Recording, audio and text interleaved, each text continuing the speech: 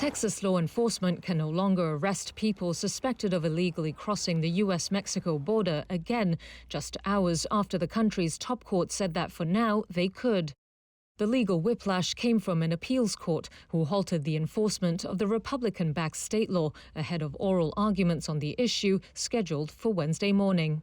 Earlier on Tuesday, the U.S. Supreme Court had cleared the way for it to go into effect before the appeals court decides on its legality, ruling 6-3 along the justices' ideological lines. The judicial back and forth began last December, shortly after Republican Texas Governor Greg Abbott signed the contentious measure to criminalize unauthorized border crossings into law. I have used a clause in the Constitution that empowers states to defend themselves. Abbott has said the state law is needed due to President Joe Biden's failure to enforce federal laws to criminalize illegal entry or re-entry, leaving Texas to, quote, fend for itself. The state law's penalties threaten offenders with up to 20 years in prison.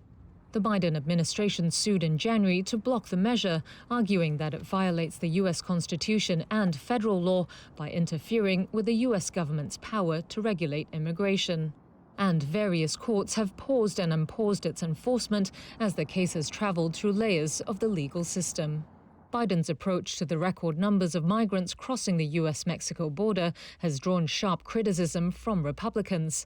However, in February, it was Republicans who scuttled a bipartisan Senate deal that would have bolstered border security and tightened immigration laws after Donald Trump pushed members of his party to reject it.